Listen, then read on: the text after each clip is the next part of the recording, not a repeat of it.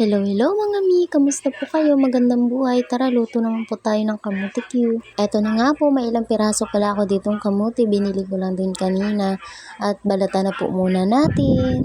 Ayan na nga po, binalatan ko lang ng paganyan para mas mabilis. Ang binili ko pala kanina ay hindi gaano kalalakihan at di rin gaano kadiliit para mas mabilis maluto. At ayan na nga po, nung natapos ko na pong balatan, ay is-dice na po natin ng ganyan lang po din kaliliit. O diba? Bilis lang din po. Ganun lang din po ang gawin nyo paulit-ulit hanggang sa maubos na. At ito na nga po, nung nahugasan ko na.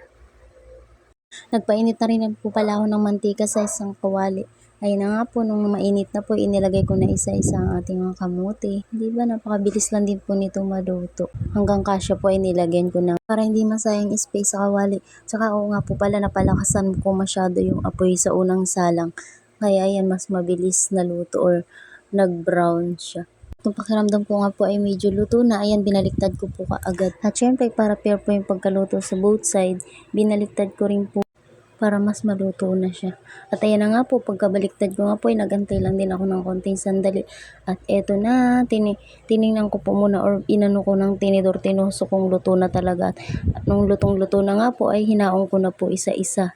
Ayan na nga po, nung nahaon ko na po isa-isa, naglagay ulit ako ng panibago. At same price lang din po hanggang sa matapos. Eto na, hinaon ko na rin po yung huling salang ko. Ito na nga po, o diba? Mas maganda na yung huling salang ko kasi mas napahinaan ko na yung apoy kaysa kanisa nauna. At eto na nga po, nung nahaon ko na po lahat ay nagpatunaw na po ako ng asukal. Doon same kawali lang din po. At ayan na, dinurog-durog ko lang po din ng tinidor para mas mabilis matunaw. At ayan na nga po, nung tunaw na nga po ay inilagay ko na po ang ating mga kamuting niluto ko kanina. Diba? At minekos-mekos ko lang din po ng pagganyan hanggang sa mag-mix combine na po yung ating asukal sa ating mga kamote. Ito nga po palang kamuti ko ay karaniwan na kasi mas marami na rin po nagtitinda or nagbibenta dito sa labasan. At kung sawa na nga po kayo sa nilagang kamote, dito naman po ang gawin nyo.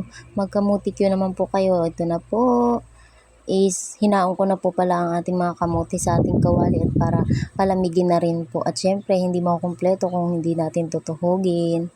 O, ready na ang ating kamote. Tutuhugin ko na po pala. Depende na yun sa inyo mga bi kung ilang piraso, lalo na't pang 10 dap. Sa amin naman po kasi pang sarili lang. Pero tinuhog ko pa rin naman po para mas maganda sa presentation, diba? At pagkatapos ko nga pong tuhugin, ay ito na. O diba? Paulit-ulit lang po hanggang sa matapos. Charan! Ready na ang aming kamuti Q. Yun lang po for today's video. Thank you for watching guys. Please like and share. Bye-bye!